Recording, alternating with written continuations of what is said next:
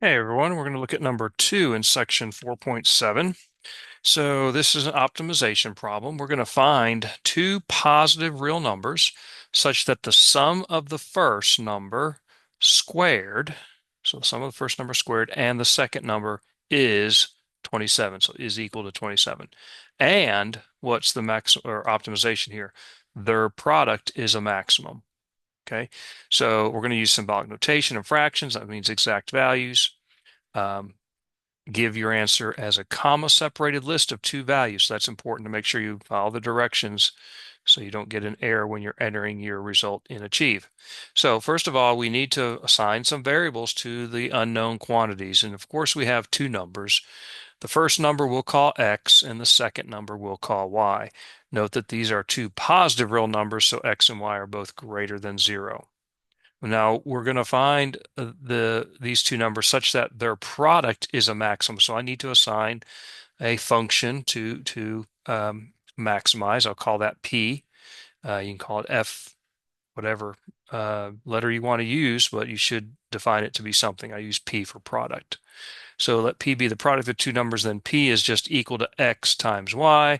This is what we're trying to maximize given a constraint. And so what's the constraint that's given? Well, the sum of the first number squared, that would be what? X squared. And the second number, well, that would be Y. So the sum of those would be X squared plus Y is, well, equal to 27. Here's the thing that is given down here. So you've got to understand how to write this sentence here. The sum of the first number squared and the second number is 27 as, of course, an algebraic equation.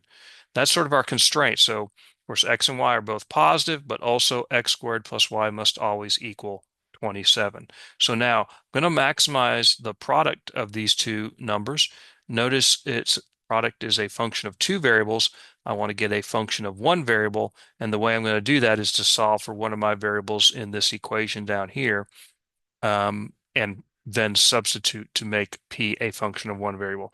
So I think it's pretty obvious that Y is the easiest thing to solve for. I just subtract X squared, and now I'm going to replace Y right here, right, with 27 minus X squared. So I'm going to replace Y with that. Here's my new product function.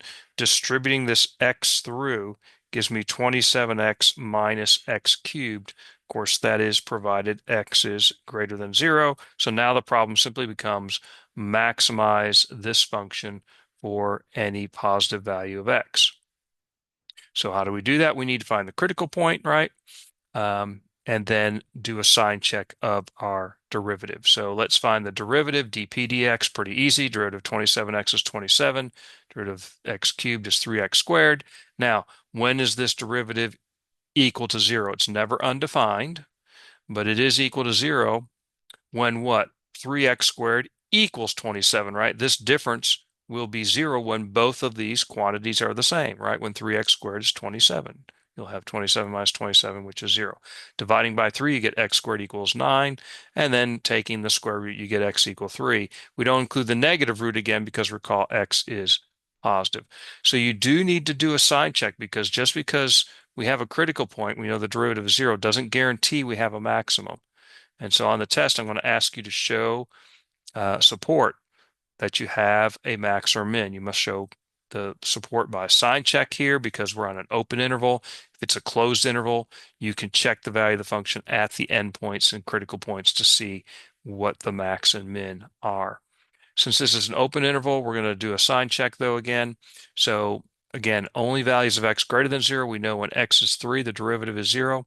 If I plug in something between 0 and 3, like say 1, just plug it into the derivative, what do I get? 27 minus 1 squared is 1. I get 27 minus 3, which is 24. That's positive. If I plug in something greater than 3, like 4, well, I'll get 4 squared is 16. 3 times 16 is 48, and that's bigger than 27. So when I subtract, I'm going to get a negative number. Okay, or you can use your calculator to confirm this, but you should do that. So do we have a maximum? Yes, because our derivative is changing sign from positive to negative at the critical point. We're changing the function p, back to p, is changing from increasing to decreasing there. So we have a maximum at x equal 3. So What's the value of y in that case? Well, remember y is 27 minus x squared. So if I plug in x equal 3 to that, I'll get 27 minus 9, which is 18. So those are the values, the numbers then. Remember, they said separated by a comma, so 3 comma 18.